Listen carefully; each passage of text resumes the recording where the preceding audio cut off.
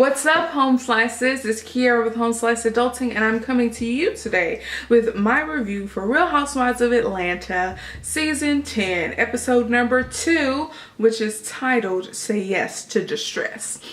First off, I want to thank you guys for watching and clicking on this video. Be sure to like, comment, and subscribe. I also want to thank all of my new subscribers. I have new subscribers coming in like every so often, and every time that I get a notification on my phone or my laptop saying I have a new subscriber, I just feel so good that people enjoy my content. So thank you guys so much. I really appreciate it.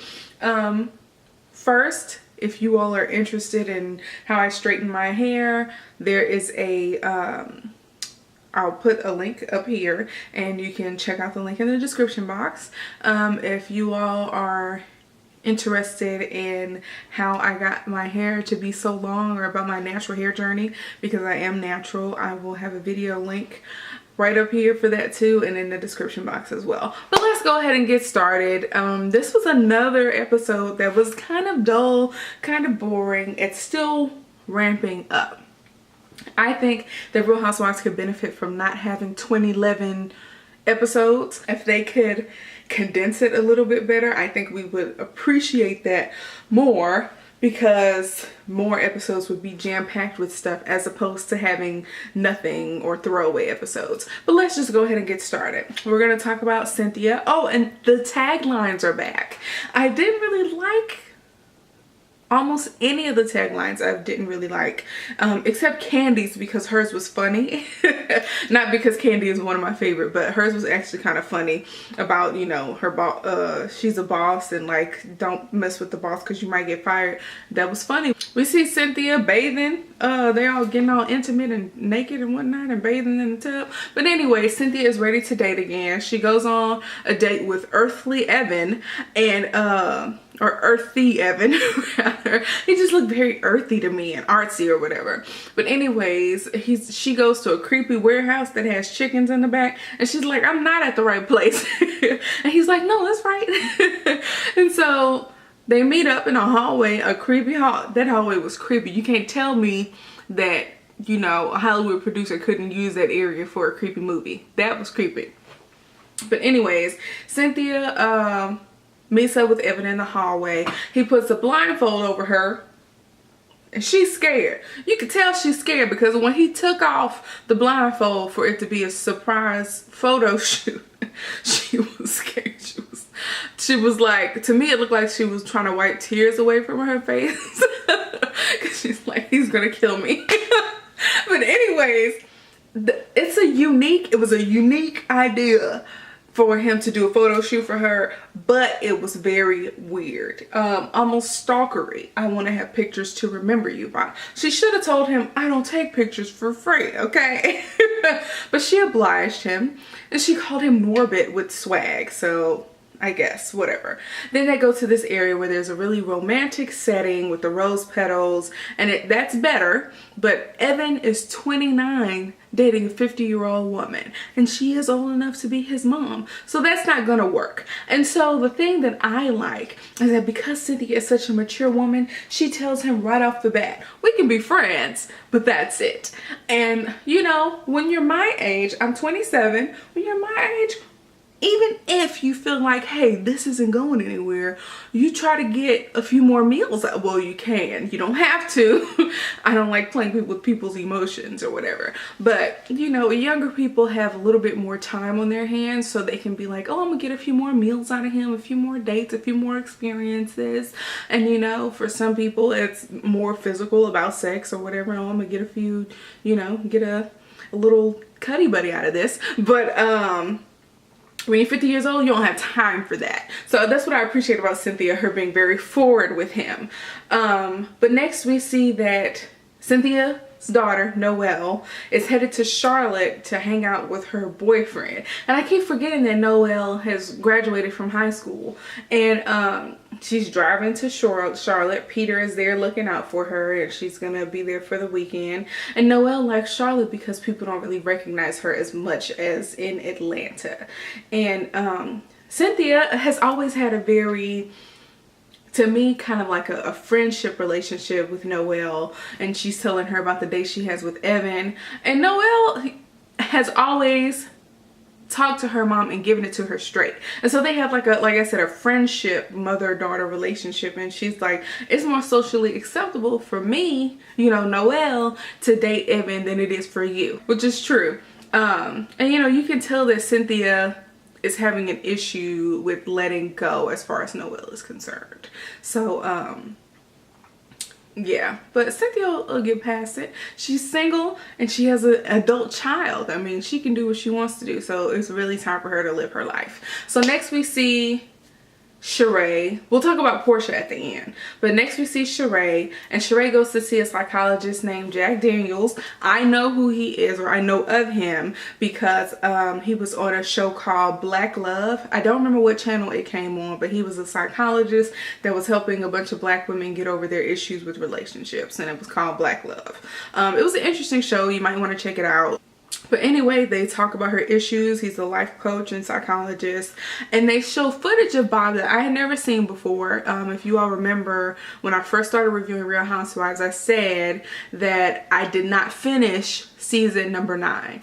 So this footage may have been from the part of season 9 that I didn't see, because it was the first time I saw it. But Bob was being very insensitive and crass about physically abusing Sheree. And so since that was on TV, Sheree is certain that her kids have heard about it. And I actually felt bad for Sheree. I usually don't. But this season, she's kind of like turning a new leaf for me. I've never liked Sheree. I always thought that she was very pretentious and broke without being able to admit that she's broke. And I just never really liked Sheree. But this season, I'm you know, it's a little bit different. I felt bad for Sheree. And we all know that football players are infamous for being violent towards their domestic partners. We all know that. So it's not a far-fetched thing, and Bob didn't necessarily deny it, so I'm almost certain that it's true. And so Sheree said that she was too ashamed to tell her children, and Jack Daniels was like, well, you need to tell your children because you owe it to them. And now Sheree says another reason that she didn't want to tell her kids was because she didn't want them to think of their dad any differently than the way that they do. But it'll definitely have an impact on the way that they think of their father. But then again, it's like, who cares? He's a womanizer. He's an abuser. He treated Sheree very badly.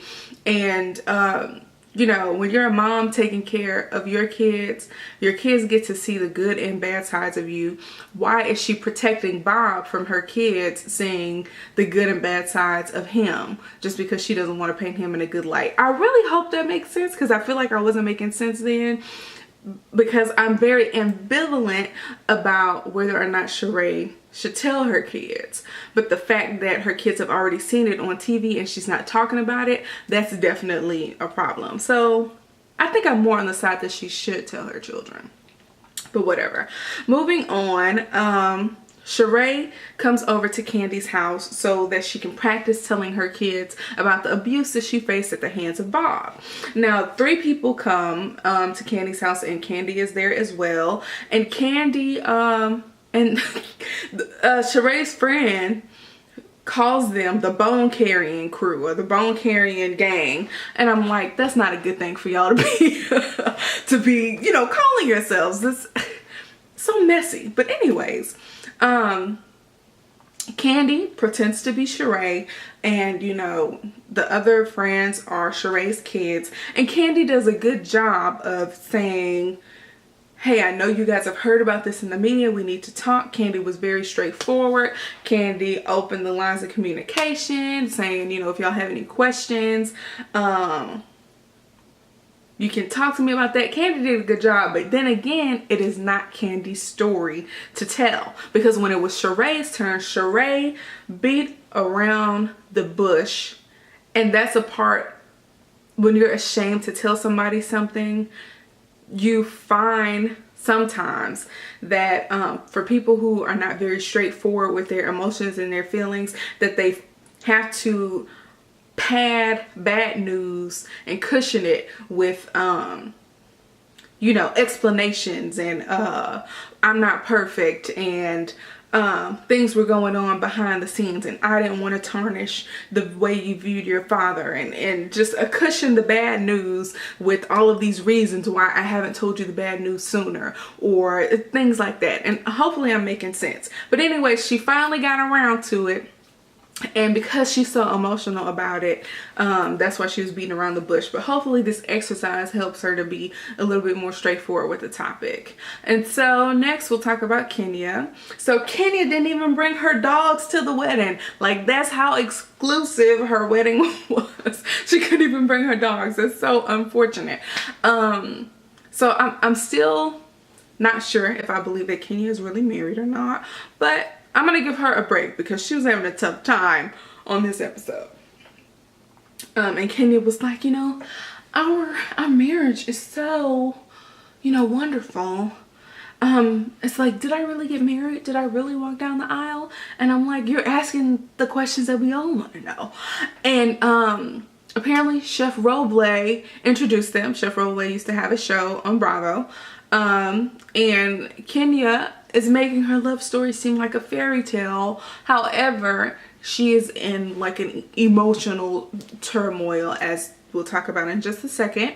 Kenya feels the need to protect her marriage and her husband from all of the BS that goes along with being a reality star. And Cynthia says, you know what? I wish that I had done the same thing with my marriage to Peter. So we all know reality TV is breaking up, or has broken up, or has made marriage very difficult for a lot of people whose relationships that appeared very solid. Okay, it stopped relationships from coming together. I don't know how Candy and Ty still managed to get married with all the drama that they went through during the season where Mama Joyce was acting a fool. But we all know that marriage is hard enough without the world being involved in your every move. Somebody's cheating, somebody owes taxes, somebody got paid to be married to this person, just a whole bunch of crap. And so she feels like she needs to protect him from that. And they're currently not living together because they have businesses in different parts of the country. And I'm like, you know, every time you bring up something new about your marriage to this man, it seems weird. You just got married and you're not living together. We all know that Kenya wants kids.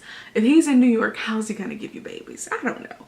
Anyways, Kenya is talking to her friend Brandon on the phone. He's being very curt with her. I feel like she felt that he wasn't being understanding. So basically she ended the conversation and decided to talk to a producer that probably would have been a little bit more sensitive to her needs.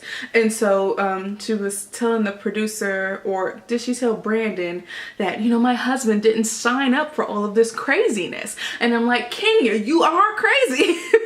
He signed up for craziness. You marry a reality star, you should know, and Kenya should have warned you that you would have gone through all of this crap, because Kenya is a reality star.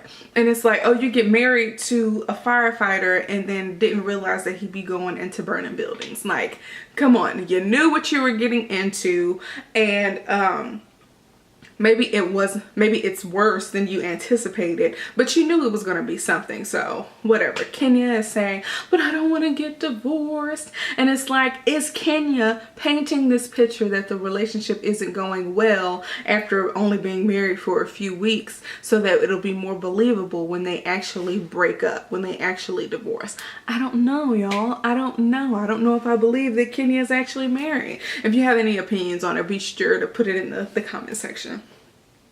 But anyway, moving on, we'll talk about Candy. So apparently Shamia is getting married in Africa, and her relationship with Portia is on the rocks.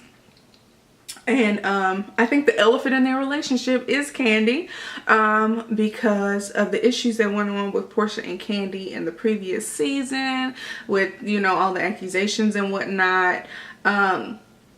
Portia, I guess, has been distant from Shamia because Shamia is close to Candy. And, you know, friendships are often just tested that way. And Portia and Shamea have been friends for a very long time, and Shamea says that Portia isn't coming to her wedding because the first class ticket is $10,000, and Candy says that she got her tickets for $5,000.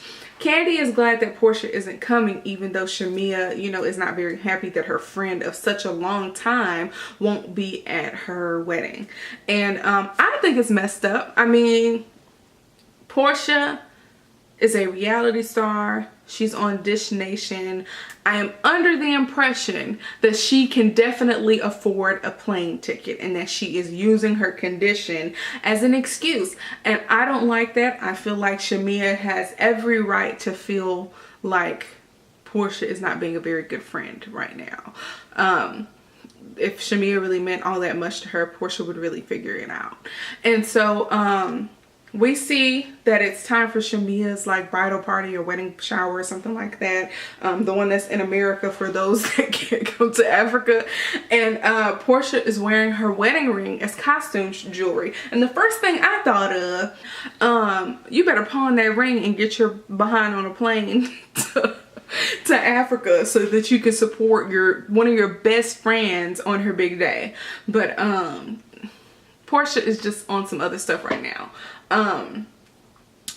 But to go back a little bit, they showed Portia earlier. Lauren, Portia's sister, is moving in with her baby, Bailey, because Lauren is going through some things with her baby daddy. And Portia talks about the issue that she had with Nene. And I think that Portia is putting 20 on 10 to deflect off of the fact that she was basically a villain last season. I think getting people to feel sorry for her takes off the heat of her being such a terrible person last season. So I just think she's putting 20 on 10. And also she's trying to go vegan. And it was funny to me when Lauren told Portia that she had Hennessy eggs and she should wait after about 6 months of eating a healthy vegan diet to get her eggs frozen so they could be healthy eggs. But whatever. And so back to the wedding shower or whatever. Portia comes up and she sees Sheree, but she thought she was Kim, which I don't think is so far-fetched. And then there was this awkward moment or whatever with Candy and Sheree and Portia sitting down together, and Candy got up and they were finally able to have a conversation. Sheree had asked, you know, hey, why aren't you going to Shamea's wedding? And Portia talks about her condition vasovagal, which is actually a real issue. I have actually fainted before. It was a long time ago when I was like in middle school. My mom was yelling at me, and I just remember blanking out and waking up on the floor with, you know, my family kind of freaking out a little bit, and somebody grabbed me some water. I don't know what was going on, but when I went to the doctor, they said it was vasovagal, whatever. So it is a real condition. I don't necessarily have it, but Portia has fainted multiple times. So I do believe she has it, but I don't believe it's a valid excuse and not going to your best friend's wedding. So Shamea is like super salty that Portia is not going, and is basically asking that you need to figure it out. And Candy, you know, is not here for the excuses or whatever, but I did not like how Candy and Carmen were doing their little talking over to the side, and it's clear to me that Portia was able to hear them. And here's just another instance where Portia feels like there was a conversation in front of a lot of people that should have been had in private. The same way she thought that that conversation with Nene about her stop, you know, hurting her brand by fighting everybody, she wanted that conversation to be in private as well. But anyways, Portia and Shamea end up having it out in Portia's car, and they're going back and forth, and Portia feels like she's being as supportive as she can be. I'm coming to these events, and Portia feels upset that Shamea doesn't understand or is shocked by the fact that Portia would still come to support her at other events, you know, surrounding her wedding, when they haven't really been close. And Portia feels like she's doing the best she can to support Shamea, and Shamea feels like Portia isn't doing enough. And Shamia says, you put Phaedra before me, but I would never put you before Candy. And Portia doesn't really know what Shamia wants. And Shamia was like, well, you have to understand my side. And Portia's like, at this point, I'm not interested in knowing about your side because I know how I feel. And then after that, that was the end for Shamia. And she just left. And Lauren was like, I have to go get, you know, Bailey, my kid. And so after that, it was kind of over with. And it's sad to see a friendship of however many years go down the toilet because of some BS or whatever. But this is a consequence of Portia's actions, and I'm not gonna say it serves her right, but it's very unfortunate. And so next time on Real Housewives of Atlanta, there's some type of Soul Train party. I'm gonna assume it's a birthday party for somebody. We see Cynthia going on more dates that seem to be going, you know, better than Earthy Evans' date with the surprise photo shoot. We see Nene and Greg, and the question is, are they on the rocks? Because there was some weird conversation, but y'all know how these little snippets take things out of context. I don't think there's anything wrong with Nene and Greg's relationship, but we'll see. And we see that Portia is alienating everybody. She already doesn't like Candy, or her and Candy aren't communicating. Her and Nene aren't really communicating, and now she's alienating the only person who's really in her corner, which is her sister Lauren, by basically telling her, you haven't put a single dime into my business. But you know, Lauren says, I put my whole life into the business. And that's the thing with working with family, y'all. But anyways, Sheree is throwing her mother a birthday party, and she's not happy with the way it's going. So it might be another who gonna check me boo moment. But thank you guys for watching. Peace out, home slices.